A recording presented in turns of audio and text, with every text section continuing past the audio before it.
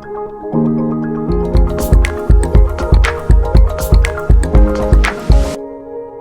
baru dengar ayah saya, biasanya ibu saya. Ini ayah saya.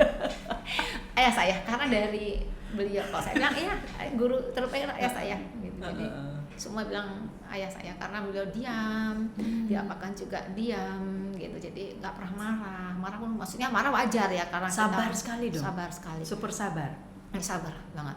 Jadi apapun memberikan kepercayaan sama kita luar biasa, tapi beliau bilang jangan salahkan kepercayaan saya. Jadi saya juga menerapkan ke anak-anak juga seperti itu, sama siapapun ya. Tapi kalau sudah saya dibohongin, ketahuan, jangan harap saya percaya lagi gitu loh. Dan Itu sulit saya itu. Dan ini terbawa dalam Apa aja? pekerjaan, betul. terus Pekerjaan. lingkungan kita. Iya, sehari-hari pun terbawa terus gitu. Bahkan itu tadi saya yang dalam rumah tangga pun begitu itu.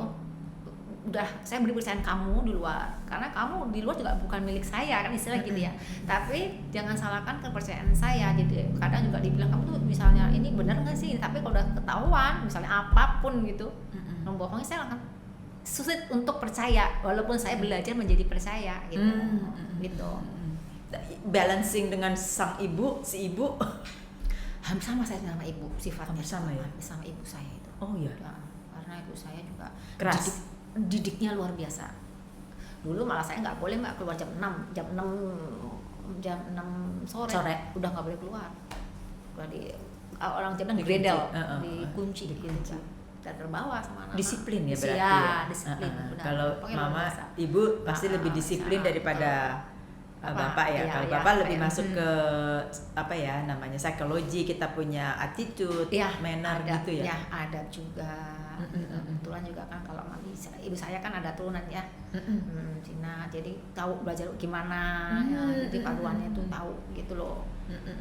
Jadi dari segi apapun lah gitu kita bisa belajar dari itu. Sama-sama. Jawa iya, attitude Jawa Iya, ada iya, terus ini bikin unggah-ungguh juga iya, harus itu masih makanya kalau di luar Medan, kan bahasanya beda ya. Kalau ini kan cara bicaranya juga beda kan? Beda banget dengan Jawa loh. Beda banget. Beradaptasinya seperti apa di sana? Pertama ya sama sih sebenarnya sih sama ya dengan lingkungan juga ada orang Jawa ya. Cuman kita bedanya ketika kita kumpul dengan keluarga yang keponakan kita kan memanggil ibu eyang, uti, eyang kakung. Jadi kalau eyang ini mana makannya ayam anak saya nah intonasinya juga beda. Jadi ibu saya begini, astagfirullah putuku sing siji kok ya yang ini, nah itu hasilnya kayak gitu. Akhirnya saya gini aduh itu tapi kan diterima dong maksudnya itu terima ya. Cuman suka gini suka bisikin itu bisa pelan ngomongnya kan gitu. Karena Jawa banget ya. Jawa banget, Jawa memang. Apa Jawa. Solo atau apa? Enggak sih sebenarnya Jawa Tengah. Jawa Tengah. Nah, memang sebenarnya bahasa ngapa, cuman gimana ya? Ibu itu asli ya itu nggak di Cina, terus banyak negara, ada campuran. Tapi kalau bapak justru memang ada masih Pangandaran, campuran. Oh campuran bapak, banget ya. Bapak itu sebenarnya ada darah Arab. Tapi ya? udah beberapa ada jadi itu bapak ada ayah saya ya ada. Tapi kalau Arab itu kan dari ayah kental ya. Tapi ini kan ibunya. Ibunya itu dari ada. Ibunya ayah. Ya, dari ada, nenek lah ya. Nenek ada itu dari silsilah ya katanya gitu. Makanya, jadi sifat yang ada di kamu ini atau di kakak beradik sibling ini yang mana yang lebih dominan? Kalau kita dominannya ke ayah. Oh ke ayah, berarti ke arah kerasnya ya? Enggak dong. Enggak juga ya? Enggak, ayah enggak dominan. Kalau ayah kan kayak ke agamais ya. Oh oke. Jadi misalkan kamu nggak boleh begini, kamu nggak boleh, tapi bukan fanatik, tidak. Kita toleransi banget. Karena tadi saya bilang dari mas saya ada Katolik, ada ini kakak beradik. Iya, ibunya beliau itu adalah kakak ibu saya. Oh gitu. Iya, ada beberapa memang yang Katolik. Iya, masih. Oke. Jadi satu keluarga bisa ya toleransinya tinggi ya? Tinggi, tapi ya itu agak hampir kacau ya setelah yang zaman sebelum yang kita itu. Waduh. Ini sipit ini begini ada saya gitu. padahal kita tadinya nggak ada sama sekali nggak ada. tapi tetap masih karena beliau bagaimanapun kan juga masih ada darahnya daging gitu. Tapi semenjak itu kita jauh gitu. Jadi dengan memang banyak sudah kita Islam ya. Nah, ini juga sudah asing gini. Wah, sedih banget deh pokoknya gitu. Kok jadi begini, jadi pecah belah itu ada. Apa yang memecah belahkan itu? Ya, padahal di keluarganya sendiri kan udah solid ya. Solid banget. Cuma kalau ngumpul kita tidur, misalnya saya kan kulitnya hitam, kan udah putih gitu kan. Nanti kalau misalnya gini, mandise kita kayak gitu.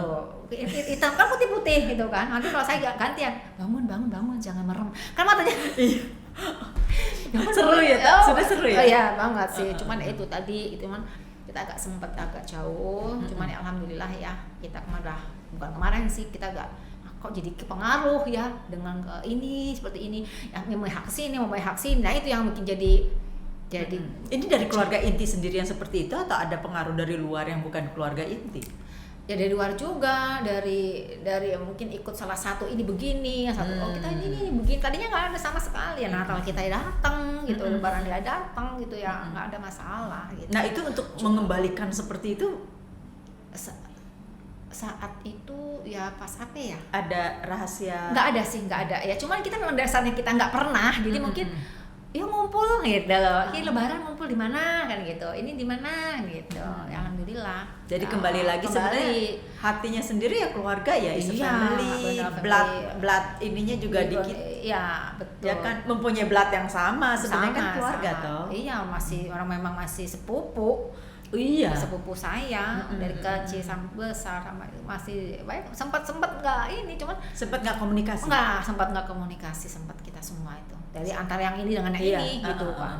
Mihak itu. Tapi ya, alhamdulillah sih udah. Untung kembalinya siapa yang duluan berinteraksi itu? Ya nggak ada sih, cuman ya kita pas acara mantenan deh kalau nggak salah. Itu sempat nggak datang tuh.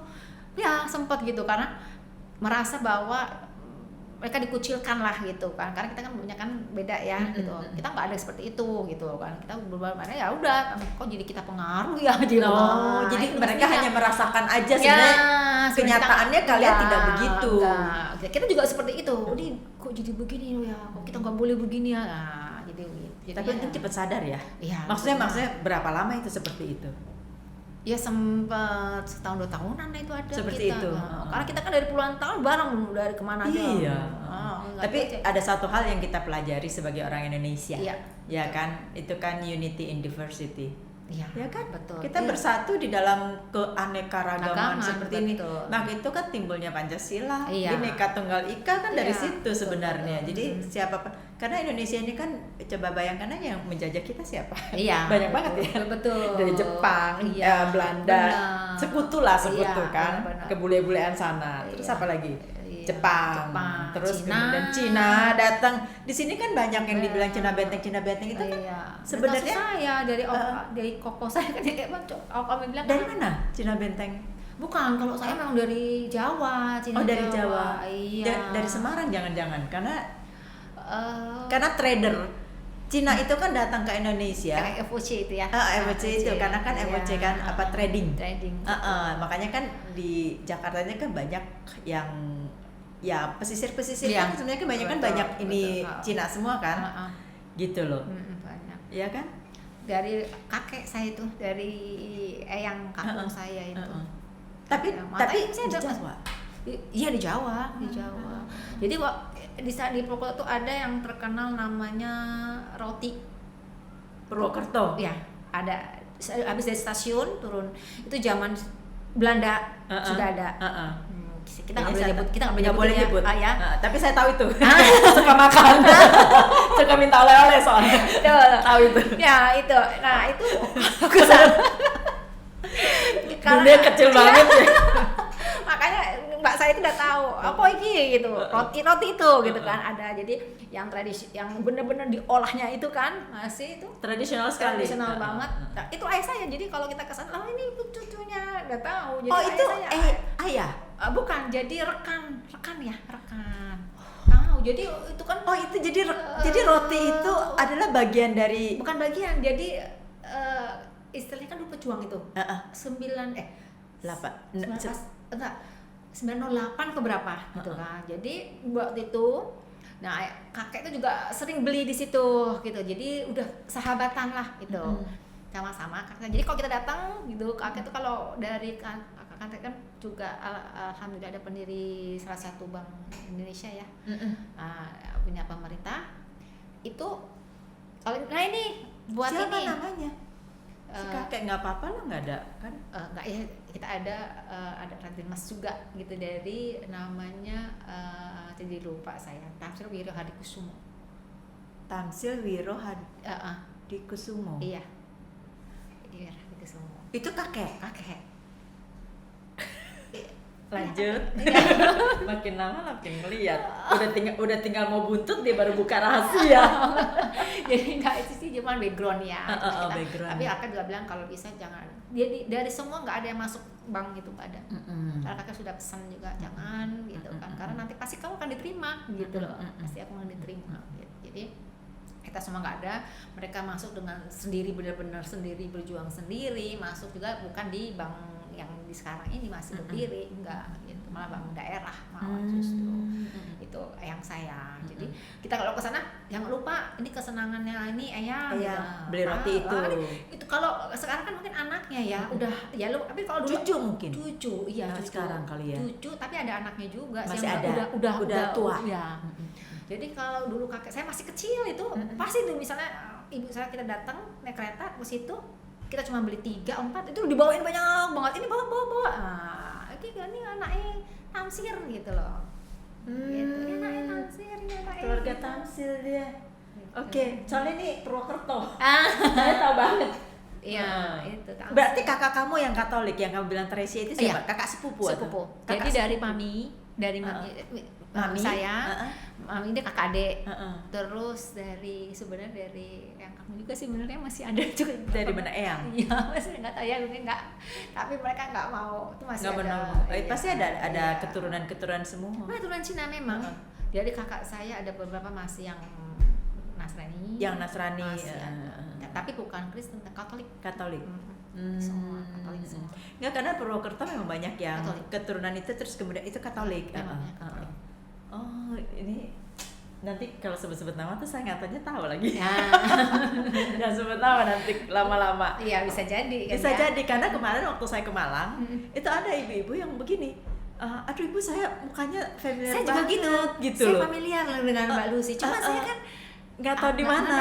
Mungkin pernah ketemu di Purwokerto kah, di Sukaraja kah? Iya, saya memang pernah bukannya pernah ya, sering malah. Gitu loh. Jadi makanya saya bilang Purwokerto, terus ini karena ini kan semua dari Jawa Tengah ya. Iya, betul. Berarti bisa juga nanti suatu hari podcast saya dengan kehidupan saya. Bisa. Bagaimana saya bisa mengatasi ini, bagaimana saya bisa begini gitu, bisa. Aduh, saya benar-benar kalau orang kita bilang ya alhamdulillah. Kalau bukan karena Allah, karena bukan karena iman, mungkin saya nggak kuat. Karena saya sempat hampir depresi, memang pernah hampir. Saya sudah mengalami yang namanya nggak dengar. Itu kok ada. bisa? Itu saking saya tuh nggak pernah menghadapi yang masalah berat, yang mana saya istilahnya selalu happy. Dari kecil sama ibu ayah kedua orang tua saya happy, nggak pernah ada istilah rumah tangga itu kecocokan. Kita sebagai anak itu pokoknya yuk kesana ya, hidup dengan sederhana yang mana memang istilahnya apa ya, hidup sederhana tapi kita tidak pernah mengalami gitu loh, yang mana kita membuat trauma gitu loh. Ini kalau saya kan pasti anak-anak saya pasti ada trauma, pasti ada, di mana yang mana mereka kita selalu berbareng, yang mana kita selalu liburan bareng, yang mana kita selalu apa aja gitu. Ada mama, ada papa kan gitu. Sekarang kan single ada parent papa, lah. ya ada papa nggak ada mama nggak ada papa kan gitu. Itu yang beban juga buat saya waktu itu kan. Saya begini ketika itu, kalau saya begini saya egois, tapi saya mikir gitu, saya masih gitu istilahnya ini anak-anak saya gimana nanti kelak gitu kan. Dia satu minder, satu ini. Saya yakin semua anak-anak di luar yang keluarganya broken atau apa, pasti mentalnya atau apa minder, dalam arti itu udah pasti. Tapi mereka saya anggap salut, dan termasuk juga dengan anak-anak saya bisa bertahan dengan itu, bisa bertahan dengan kekecewaan ya sebenarnya ya, kekecewaan, terus bisa bertahan dengan apa yang Lia lakukan terhadap mereka. Maksudnya gini, dia bisa bertahan dengan pasti dalam pikirannya why selalu why gitu kan. Nah saya kan harus menjawab why-nya ini saya harus gimana ya kan. Itulah saya nggak kuatnya di situ gitu loh. Terus karena mencari alasan-alasan kebohongan ya, seperti betul, itu. Betul. Jadi saya harus gimana saya ya gitu. Tapi akhirnya saya ya memang karena saya nggak kuat, saya pulang gitu. Yang di mana saya masih ngajar itu, saya dari cerita tadi ya, masih ngajar, saya harus profesional, saya harus menghadapi mahasiswa begini, yang mana mahasiswa juga harus menghadapi ketika mereka harus mau disertasi. Penelitian atau dia mau sidang lah istilahnya begitu kan, pasti dia kan juga minta nilai dari saya harus ngasih keadaan terbaik. Itulah saya nggak kuat, yang mana saya harus pulang gitu loh, karena memang mbak saya harus pulang ke ibu gitu kan. Ayah sih juga bilang apapun terjadi pasti kamu harus pulang ke rumah ya, jaga ibu kamu. Itu yang ayah saya ketika terakhir mau meninggal tuh, mungkin apa firasat saya juga nggak tahu gitu. Ini membawa anak-anak sekalian atau? Iya, saya bawa. Tapi waktu itu saya belum bawa dulu, saya cuma hanya sendiri aja waktu saya pulang sendiri. Anak saya tuh masih kuliah pas betul di Jakarta, jadi saya pulang. Saya alasan apa, saya supaya tenang gitu, supaya anak saya tuh nggak lihat bagaimana saya lagi menderita gitu kan. Sebenarnya itu ya. Saya pulang, saya sakit, saya muntah-muntah sampai gimana. Kalau lihat pasti stres banget. Ketika nyawa saya memang taruhannya waktu itu, saya mau jatuh, saya begini begitu, itu udah saya kendalikan sendiri gitu. Terus saya bertahan gitu. Tapi saya udah nggak bisa mikir saya mesti apa ya, kayak udah blank semua itu, udah blank semua ya. Terus tapi yang di samping saya itu tadi ibu, sama kakak saya ada ya satu juga ibu gitu. Kakak saya juga masih itu teman curhatnya Lia saat betul-betul. Saya nggak bisa curhat. Nggak bisa curhat. Nggak bisa sama sekali. Aduh, itu gimana handle-nya ya? Justru ibu saya tahu, karena ketika kejadian itu ibu ayah dan ibu saya tuh tahu. Malah justru mereka bilang, kenapa kamu nggak bilang selama ini gitu. Cuma saya kan nggak gitu, cuman saya diam. Tapi mau mereka udah tahu mau gimana gitu kan. Tapi ketika akhirnya cerita toh. Nggak, cuma hanya sebagian gini, kalau udah tahu ya udah gitu loh. Saya cuma gitu doang. Udah tahu ya udah gitu. Cuman walaupun mereka bilang kata saya ngadu begini, sama sekali enggak. Ketika saya ditanya, anak saya udah besar nanya, mama pasti ngomong begini gini. Semua bela saya, mama nggak ada ngomong sama sekali, tapi Eyang melihat gitu. Nah, itu mereka langsung merasa dekat lagi dengan saya sempat dijauhin anak-anak. Aduh, itu yang saya makan revisi. Saya sempat dijauhin anak-anak, saya sempat disalahkan, saya sempat mama ini begini, mama nggak ada apa-apa begini segala macam. Saya cuman ya Allah, saya nggak lepas doa. Itu aja saya. Tapi alhamdulillah saya masih ingat yang namanya saya tidak lepas sujud. Gitu. Saya tidak lepas sujud. Saya selalu istighfar. Ya memang ada ya namanya ayah saya bilang ketika itu pelajari kematian saya. Itu bapak saya almarhum. Terus bapak saya bilang saya nggak bisa ngasih warisan. Walaupun ada ya, tapi bapak saya bilang apa ya namanya terus hafalkan Syahidul Istighfar. Jadi ketika saya ada masalah, saya ada apa, saya selalu doa itu dan nanti saya tuh tenang gitu. Walaupun hafalnya panjang, dan alhamdulillah ketika saya hafal, saya dipanggil dan saya baca itu terakhir, bapak saya lewat. Aduh.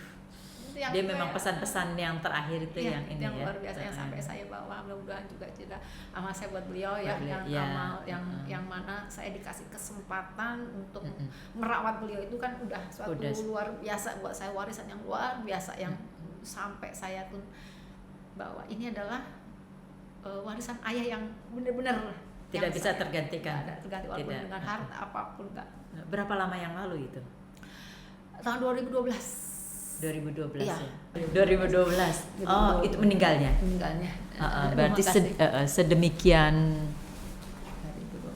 2012. Sekarang 2012 tahun 12 tahun yang lalu ya? Iya, 2012. Itu memang dekat sekali sama ini. Makanya saya alhamdulillah doa-doa saya dikabulkan. Ya ayah saya, kamu nanti kan bertemu dengan orang-orang baik. dan yang enggak akan jauh sendiri gitu. Dan saya alamin itu. Dan itu apa yang diutarakan oleh almarhum itu betul-betul terjadi ya. Semua. Mungkin orang di luar nggak percaya, hanya omong, tapi saya secara pribadi, saya benar-benar berani berucap demi Allah gitu ya. Itu udah benar-benar apa yang diomongin ayah almarhum bapak saya itu benar. Dan kejadian itu Pak, semua benar. Ucapannya itu. Seperti sudah melihat masa depan ya. Sudah ya. Itu udah saya juga nggak tahu itu. Tapi setelah saya ingat, oh ya Allah benar ya Bapak bilang. Oh iya ya benar. Jadi sebenarnya kalau kita pasrah itu ikhlas. Bukan menyerah ya. Pasrah itu ikhlas.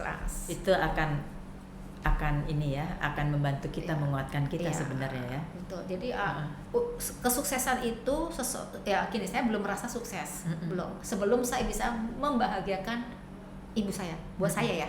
Karena selama saya ya istilahnya saya bukan memberi ya, maksudnya kita sebagai anak kan senang ya ada tanda kasih untuk ibu saya. Tapi kan selama saya dengan masih berpasangan, saya merasa bahwa ibu saya juga bilang ini bukan dari kamu gitu, karena bukan keringat saya. Walaupun saya ini ceritanya saya belum seberapa saya belum seberapanya lah dari apa yang ibu saya kasih ke saya, dari secara moral, secara pendidikan, secara mendidik saya. Memang guru terbaik adalah ayah, tapi kan wakilnya tanpa ada wakil pun juga kan tidak balance ya gitu. Jadi ketika ibu bapak saya udah nggak ada, ibu yang nanggung semua kan. Dari apapun, walaupun kami semua sudah berkeluarga ya, tapi saya tahu gitu. Sebagai single mom. Iya, saya tahu itu kan kita nggak bisa mengutarakan gitu kan. Saya cuma bilang sebelum saya bisa membahagiakan ibu saya, anak-anak sih jelas ya gitu, dan masa depannya itu ada. Saya belum sukses gitu loh. Kalau belum saya membahagiakan ibu saya, apa yang ibu saya minta, saya belum sukses gitu. Boleh nggak kalau saya bilang jangan terlalu keras untuk diri sendiri? Nggak boleh ya? Bisa sih. Satu hal yang kita kan perempuan dan punya ibu semua ya. Ibu saya juga sudah almarhum. Tapi ada satu hal yang dia bilang bahwa bukan. Tapi benar, saya bisa share kok. Karena hari-hari terakhirnya ibu saya, papi saya itu semua saya yang ini kok. Yang terakhir itu saya selalu ada saya gitu. Jadi mereka bilang mereka hanya cukup bangga melihat anak-anaknya sukses. Betul. Tidak dari segi materi. Betul. Tetapi dari segi apa yang mereka berikan kepada kita, yang edukasi ke kita. Jadi dilihat to cut it short tuh adalah bagaimana kita punya attitude dan manner. Betul. Dimanapun kita berada, itu membahagiakan orang lain. Itu sebenarnya kuncinya. Itu makanya saya tanya, Lia, apakah itu tidak terlalu keras untuk diri sendiri ya? Sebenarnya sih gini, mungkin ada egois juga gitu ya. Tapi sebenarnya benar kata Mbak Lucy, maksudnya bukan berarti materi ya. Saya tuh memberikan tuh gini, omongan kan adalah doa. Nah, gitu ya. Walaupun makanya saya dengan itu mungkin Allah akan kasih gitu. Saya akan membagian apa gitu. Tapi kan kalau kita kan ya adab kita ya gitu. Ini Bu, saya sudah bisa begini. Pasti bisa bangga banget dengan kita gitu ya, dengan kita nggak usah kasih apa-apa aja sudah bangga banget. Ditengok pun aja juga saya. Nah, ini aja saya dengan kesibukan saya belum menengok karena kemudian lagi di Cengkareng di kakak saya. Saya suka cuma nanya sehat nggak ini. Tapi kalau udah kangen ya paling cuma ya doa saja, paling cuma doa terdekat. Kangen itu kan saat kita sujud doain aja, sebut namanya kan itu udah luar udah dekat gitu aja sih, yang penting sehat gitu dah. Itu sih buat saya ya, cuman ya itu tadi karena ada sedikit pesan gitu, jaga ibu kamu itu dari bapak sebenarnya. Jadi itu kayak seperti beban ya? Sebenarnya sih iya, tapi sebenarnya buat saya sih enggak bukan, cuma saya gini, kalau buat saya ini adalah kepercayaan yang luar biasa. Cuma saya belum bisa nggak bisa melakukan, tapi karena begini, saya belum ya. Nah itu, katanya ketika saya ngasih itu kan, saya masih berkeluarga. Nah saat ini saya sendiri, ibu saya juga doanya gitu ya, setiap langkah kamu pokoknya berdoain berkah segala macam, itu udah luar biasa. Makanya ya yang sehat nih, sehat ini begini di mana gini ya, itu sih. Makanya kalau saya hanya bilang saya belum bisa bukan sanggup ya, belum bisa banget membalas budi itu loh, yang apa ya merasakan ke saya gitu kan, yang diberikan kepada kita. Iya, intinya karena kalau kita bersikeras itu the fine line antara ego ya betul antara ego benar, dan apa ya, dan janji yang kita bilang kudu harus gitu. Iya. Jadi hati-hati itu. Iya. Jangan-jangan nanti kita mau menunjukkan bahwa ini gue bisa kok gitu. Itu kan mohon maaf ya, karena ego itu it's always a fine line between kita mau membahagiakan orang tua atau apalagi ibu, dengan egonya kita bahwa kita di satu itu sisi gelapnya kita lah, bahwa kita mau menunjukkan bahwa kita sendiri single and then we can do everything by our own, and then here look at it, gue juga bisa nih memberikan ini kepada ibu sebagai bukti. So be careful dengan itu. Iya, karena gini, saya akan melihat kalau misalkan saya tidak menunjuk ibu, kayaknya ibu saya bilang bahwa kamu tuh masih perlu bantuan. Itu ibu saya ke semuanya, ke anak-anaknya. Jadi walaupun kita sudah menikah, sudah apa, ibu saya selalu masih memperhatikan sebegitu. Saya rasa semua anak-anak ya? Semua. Misalnya begini, contohnya nih, saya mau datang ke rumah ibu, ya udah besok saya datang ya Mi, nanti deh insya Allah jam ini. Dari sebelum saya datang sampai kalau belum datang itu pasti telepon terus, nggak tidur. Itu exciting namanya. Nah, jadi saya makanya kalau mau ketemuan nggak ngasih nanti udah bakal udah sampai sini, nanti nggak bisa tidur ibu saya ada aja gitu. Jadi makanya kita jaga itu. Jadi makanya ibu saya udah tahu, kita udah semua udah tahu sebelum kita bisa ngeliat ini loh saya bisa gitu. Bukan kita sombong, bukan. Ibu saya bukan merasa bahwa aduh anak saya ini pasti masih membutuhkan saya. Kenapa saya bilang saya dekat sama dengan Mbak Lucy? Mungkin saya pertamanya tidak merasa dekat dalam arti anak kesayangan lah kali gitu ya. Saya nggak merasa bahwa anak saya anak kesayangan, tapi ternyata justru saya. Jadi begini, ketika saya masih waktu itu di Medan dengan keluarga, ketika ayah saya sudah mau menjelang, jadi mungkin sudah tahu ya, jadi meninggalnya beliau Desember, tanggal 14 Desember. Jadi sebelumnya di Medan, beliau tuh melingkari tanggalnya. Terus itu ada saya loh, dan ayah saya itu mau meninggal, yang namanya kalau di Islam itu kan laki-laki harus sholat Jumat, nggak mau yang namanya diganggu. Itu melingkarnya Jumat. Saya bilang, loh Pak, saya bilang loh kok dilingkarin, loh kok kita pulang nih ke Jakarta kan saya mau liburan, kok Jumat nggak apa-apa, nggak sholat Jumat, nggak apa-apa, udah nggak sholat. Dia udah kasih tanda itu. Lo kok nggak sholat? Udah Pak, Sabtu aja nggak apa-apa. Nggak, nanti kan Sabtu kamu pada nganter saya. Loh iya kita antar gitu kan. Saya nggak kepikir. Nah itu udah mulai sakit, tapi nggak sakit cepet banget. Begitu pulang saya sakit, terus itu ayah saya pegang saya, ayah saya langsung itu ngomong dengan saya sudah habis kontrakan ayah saya. Terus ayah saya bilang begini, jangan ditunda. Itu saya nggak ikhlas, nggak ikhlas. Akhirnya maksudnya nggak ikhlas, berarti kok dokter udah bilang ini sudah stadium 4, langsung nggak kelihatan, nggak ada tandanya, nggak ada.